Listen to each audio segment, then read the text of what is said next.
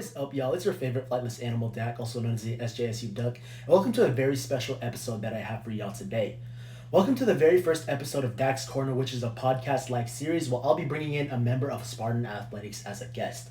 And there's no better way to get this series started, as today's guest is none other than the most important bread getter in Spartan Athletics right now, SJSU Athletic Director, Mr. Jeff Konya. How are you doing today, Your Honor? And thank you very much for joining me here today in the pond.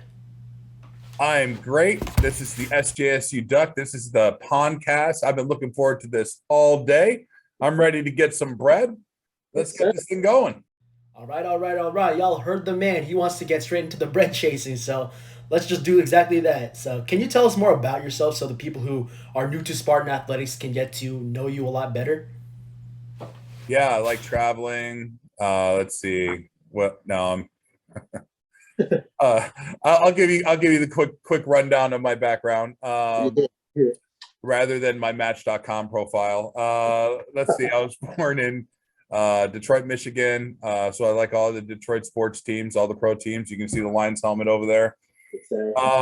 But in about middle school, my family moved to Western New York, Rochester area. So I did my high school work there. I was a decent enough academic student, decent enough athlete. I got the opportunity to play football at Princeton for a couple years, and got a poli-sci degree while I was there. And when I graduated, I didn't know what I wanted to do. But like Jerry Maguire was popular around then, or came out around then. So I figured maybe we'll go to law school. So I decided to go to law school at the University of Iowa. I got a GA. This was before like the internet, right? So I applied off of a corkboard advertisement, took that off, and called and got a job. And that was my first foray into intercollegiate athletics. It was more in student services and compliance. And I really enjoyed intercollegiate athletics, loved making a difference, working with student athletes. I was kind of thought that would be a great career. And fortunate enough, I've been able to make it a career. I've been at some places like Bucknell, Memphis, SMU, UTSA, as I've made my way up the ladder or the food chain, so to speak. And I've been fortunate enough where San Jose State is now my fourth athletic director, Division I position. And I feel fortunate to be here. I think it's a great time to be here. I like the school. I like the area. I love the student athletes, love the coaches, love the staff, love who I work with. The cabinet's great. Leadership at the university is great. And I think the entire university and athletics is poised to do wonderful things. Well, it does look like you had a long way here, but at the end, you did know the way to San Jose. I'm not going to sing for you. I don't have that talent. Well, I promise I'll get you to sing it one day. But anyway, let's just move on to some general talking points. As a little over a week ago, the Spartan website updated us with some awesome news that a school record of 85 San Jose State University student athletes received a 2021-22 Mountain West Scholar Athlete Award for their performances in the classroom during their athletic careers. What are your thoughts on this, and do you think that this is a sign that SJSU as a whole is on a come up? Oh, I feel great. There's been a lot of focus when you're talking about student athletes nationally on the athlete piece recently with, should they be paid, compensation, NIL, all that bread, right? Lawsuits, the transformation committee, what D1's going to be. And, people have forgotten or not spent enough time on that student piece, which is vital in how I look at the world of college athletics. That students come here for an education, that life-changing opportunity to get a degree so that they can move forward in their careers once their playing careers are done. I think we do a great job with supplementing that education with our Beyond Sparta program, which is like an informal education of like career development and life skills, and assisting our students to get even more, be more desirable to the marketplace based off of those interactions and that education. So education's huge. That's one of the reasons I was drawn to this industry to begin with, was the tie to education. So with the student athletes having such awesome success, setting records in the Mountain West, having GPAs over 3.3, having hundreds of people on the SJSU honor roll, market improvement in terms of team GPAs. It's a credit to our coaches and those athletes working hard, and our coaches for identifying those athletes that can make a difference not only on the field but in the classroom. So kudos to everybody involved there, but that is a point of pride, and that is something that One Spartan Nation should be proud of. Yep. And it's great to hear your take on that because I believe you nailed it right on the head that me, along with the rest of One Spartan Nation, is very proud for our athletes for achieving these types of honors. So let's just move on to the next question that I have for you. I was wondering, what are your thoughts on SJSU utilizing things such as social media? I'm personally a big social media guy, of course, and a large population of students use social media platforms frequently. So I was wondering, is SJSU making an active effort to increase their social media presence? Yeah, no doubt. That is a huge piece to what we're trying to do with our brand amplification. That's a mouthful, brand amplification. And credit to you and how you've engaged social media. And I remember when we put the court designs out for vote, you kind of had fun with that, and it looked great. And I thought that was really, really clever. That said, there's really three ways, and we talk about this all the time here in the athletic department, that our sports or our content can be consumed by our fans, One Spartan Nation, our constituents. And one is through broadcast. So we're fortunate enough to have several national broadcasts in some of our sports. We've created a relationship with NBC Bay Area so that we can hopefully utilize that platform to showcase even more sports and more broadcasts to get that out to our fan base. But we have to have a solution, digital and linear, because not everybody lives in San Jose proper or has access to come to our games. And that's the second thing, right, is in-game experience. So if you can get here, we want you to come here, and then it's up to us to make it the most enjoyable, most entertaining, best possible experience, because time is valuable. And for those that are making an investment of time to come and support the San Jose State Spartans in the field of competitions, we have to make that the best game day experience we possibly can. So things like the new court and new video board and hopefully new lights coming to the event center is going to make a difference. You saw the impact in football last year with the new video board, as well as new traditions and new energy around the football game day experience.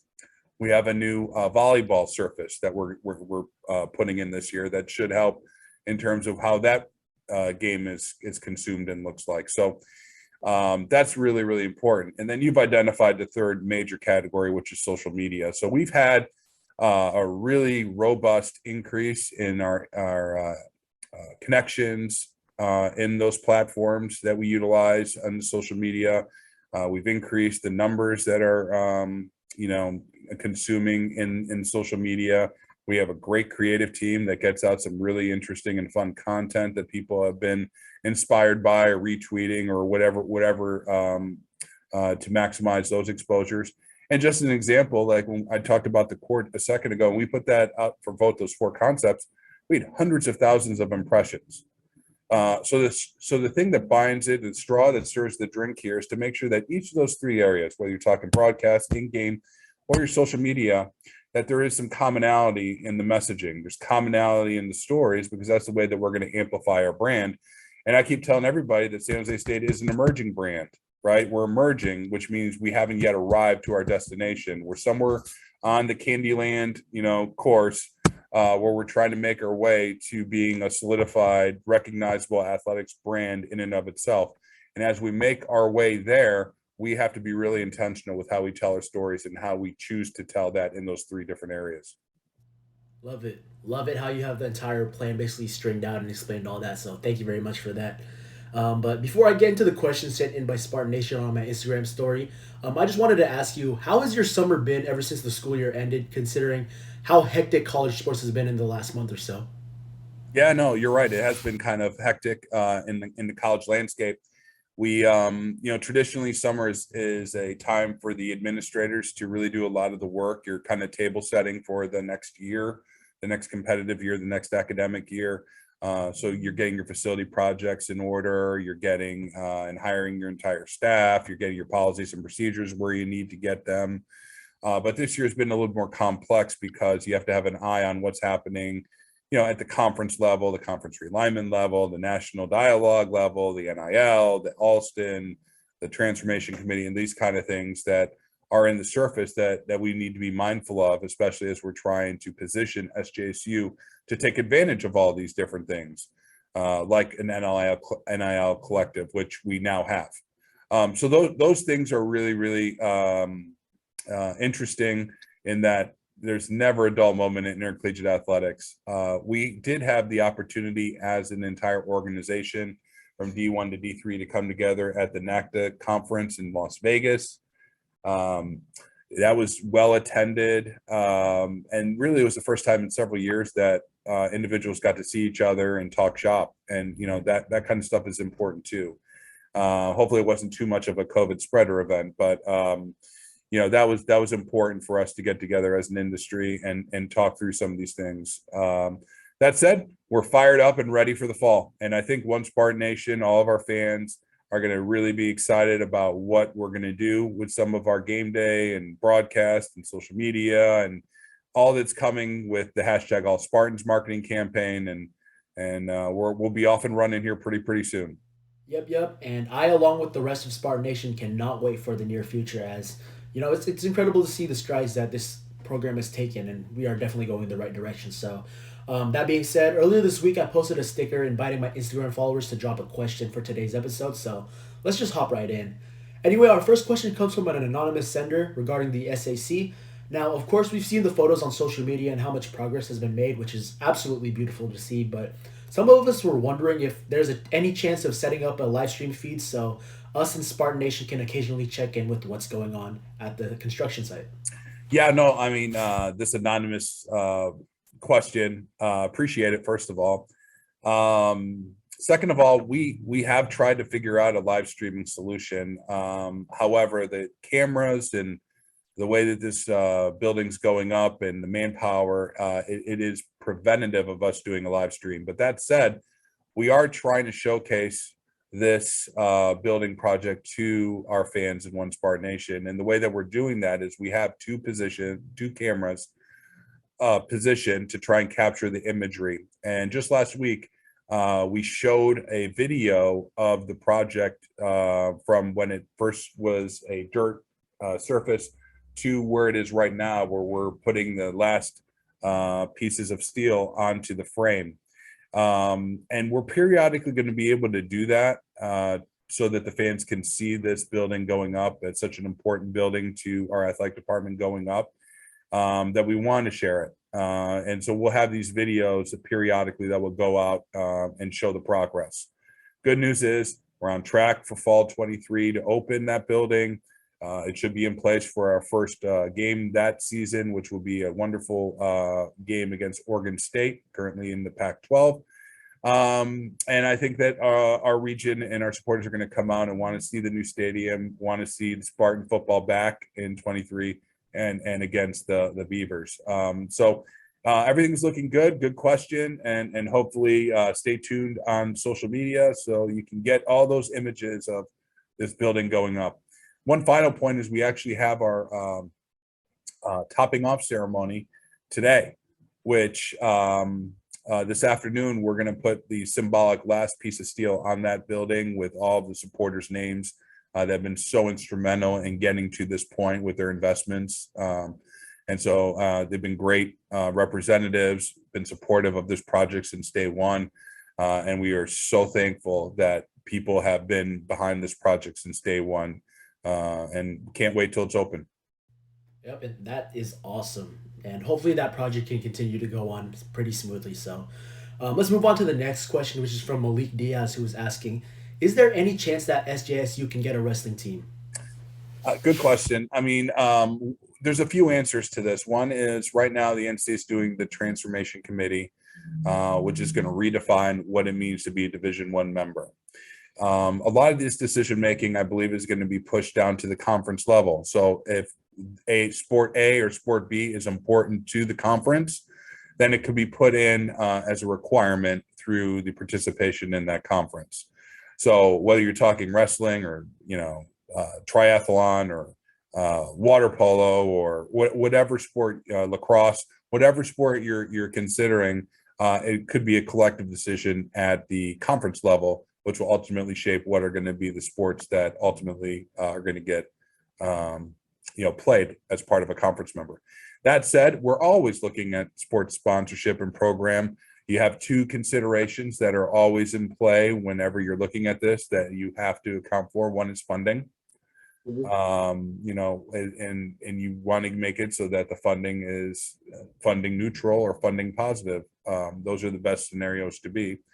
And as well as gender equity. So, with our participation in our scholarship numbers, you have to count for gender equity and Title IX considerations and those kind of things to be sure that we are in the proper proportions and that we're offering to the male and the female students opportunities in intercollegiate athletics. So that's a long way of saying I don't see wrestling on the horizon, but you never know.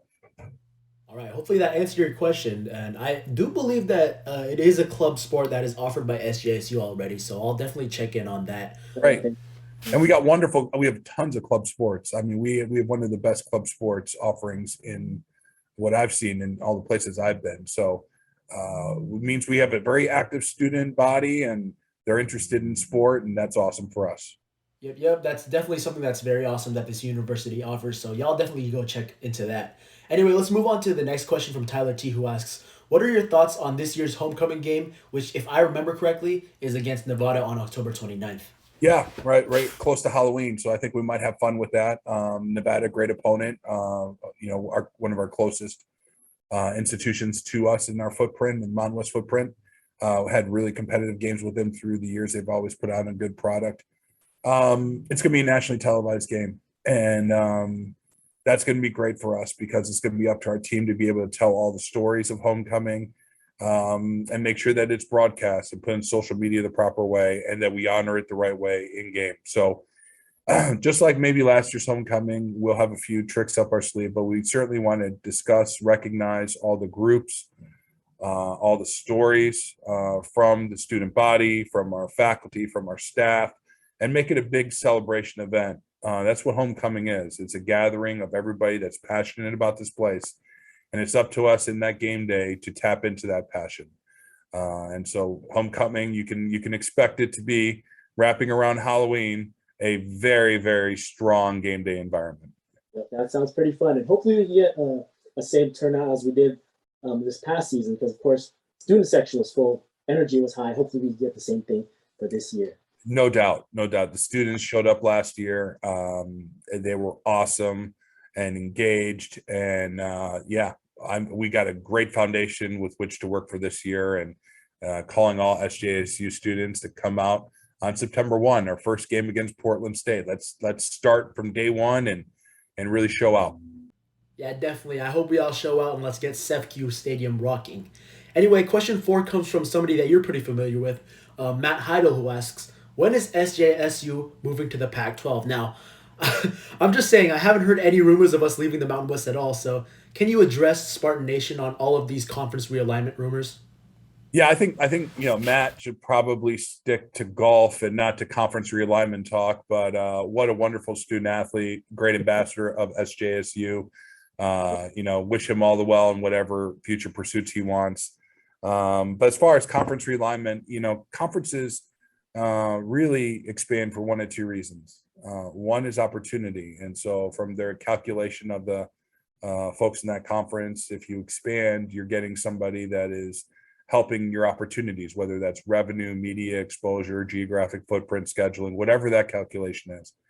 And the second is survival, right? So survival, you have to maintain a certain number of teams in certain conferences to get access for automatic qualification in certain sports to the NCAA. And so from that perspective, if your numbers are dipping toward that, you have an incentive to try and shore up that membership. So, but those are generally the two reasons.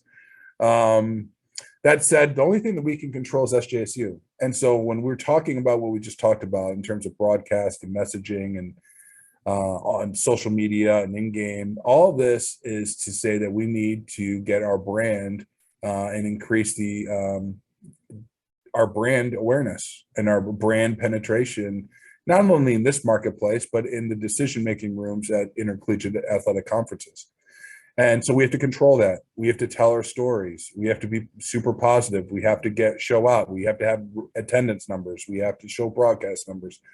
The fortunate thing is that we are at a wonderful university that has wonderful academic opportunities. We have great majors. We have for athletics, Beyond Sparta program, one of the best life skills career development in the country. We've had super successful seasons recently, competitive seasons, where we've done things not only in the conference, but nationally. That's also appealing. We've had some strong wins in terms of our investments in facilities to show progress and investment in intercollegiate athletics. Those are always really, really powerful. And, the brand penetration with NBC Bay Area and the Sammys and all these kind of things really play into the perception of how your institution, your athletic department is perceived by the decision makers.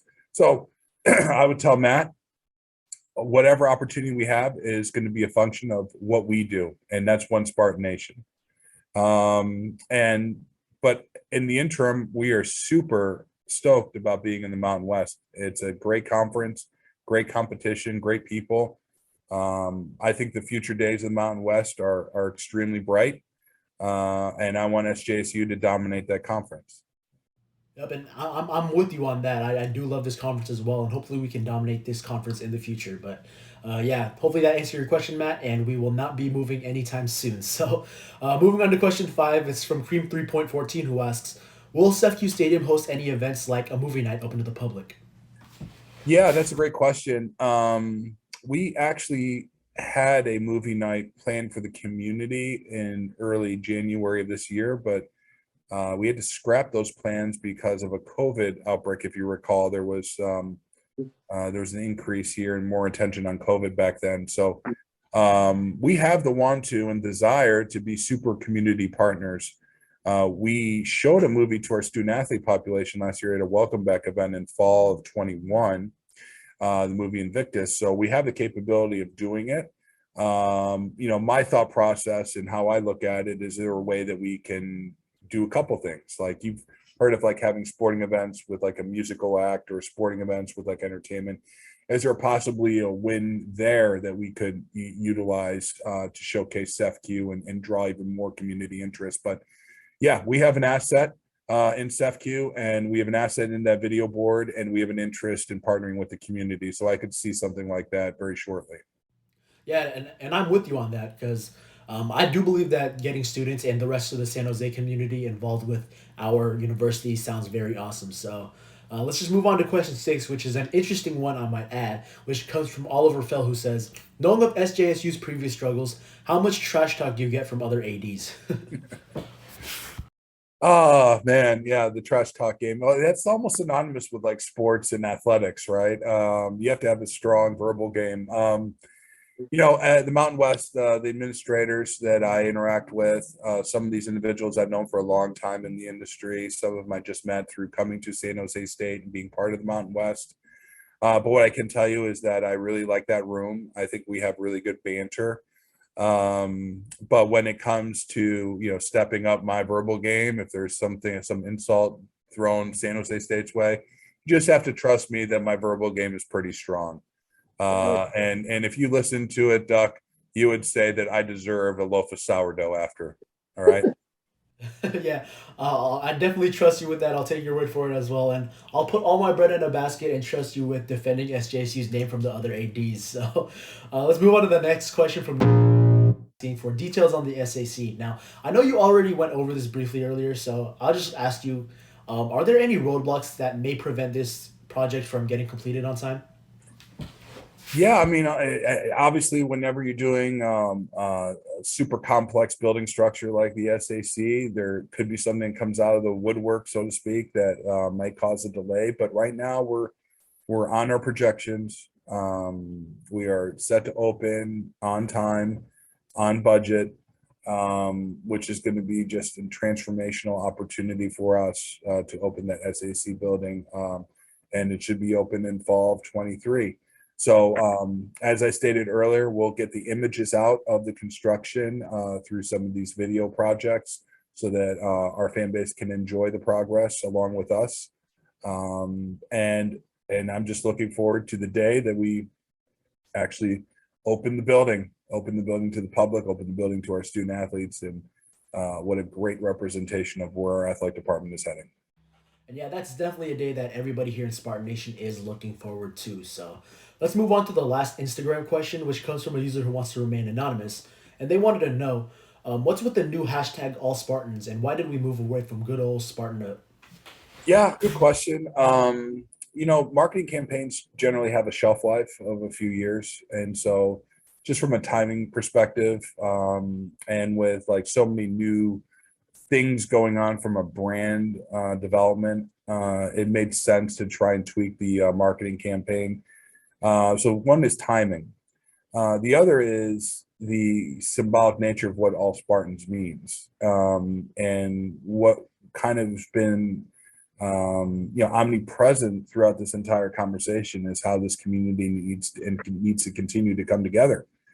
And whether you're an athlete or a coach or an administrator or faculty or general student or a corporate sponsor or a donor or just a fan, season ticket, whatever your affiliation is to this wonderful university that has more engagements, more graduates working in Silicon Valley than any other university, such an important engine in this socioeconomic fiber of this region, whatever that affiliation is, you're all Spartans. We're all Spartans. And so I think just from that perspective, we're able to showcase a lot of these stories under that umbrella hashtag. And that's one of the reasons we also made the switch, is just from the elements that we know are going to be coming and how important our community is, that we wanted something that we could combine, the visuals, the content under one umbrella hashtag, which is hashtag All Spartans. It's also pretty cool. Yeah, that definitely is very awesome, and I'll take that as a sign that times are changing here at SJSU, and a new era is underway, and that we're all Spartans. So that brings us to the final question of the episode, the most important one at that. Mr. Konya, I want to know, what is your favorite type of bread? My favorite bread. Wow. Well, I just mentioned sourdough in one of my answers, so I'm, trying to stay really with the people here, San Francisco kind of thing. But my favorite bread is an Italian hoagie from Hoagie Haven in Princeton, New Jersey. That Italian bread is phenomenal, and so that's where I will go. That's my bread, Duck. That's my bread. I love it. Very specific. You can tell this guy knows his bread. So that brings us to the end of today's episode. Hopefully you all were able to get to know your athletic director a lot better as he plans for his second year in charge of Spartan Athletics. Now, there were a lot more questions that I wanted to ask you, but I saw that you addressed a good amount of them in your recent interview with Andrew Pang on the Inside the Spartans website. So I'll leave that link in the description of this video. So before we leave, is there anything else you want to say, Mr. Konya? You know what? One Spartan Nation, students, fans, hashtag All Spartans. It's going to be a great year, 22-23. We need your support. Come out this year in full force, in full voice. We're going to do a lot of cool things, a lot of new facilities, a lot of new traditions. Everything's going to be up-tempo and energetic and positive. We're stoked about 22-23. We hope you are. And as we roll out volleyball and men's and women's soccer and football this fall, we hope to see you there. Bring your blue and gold and be part of the pond. Yes, sir. Love it. Anyway, thank you for joining me today here in the pond, and hopefully you stay blessed over there in SJ, and thank you for everything you do for our university. Take care. Alrighty, everyone. Thank you very much for watching the very first episode of the DAC's Corner Pondcast, and stay tuned for future episodes as I hope to have more guests on the show. That being said, that does it for me here at the pond. And until next time, stay blessed. No longer Spartan up, but instead remember that we're all Spartans, and get the bread. Take care, y'all.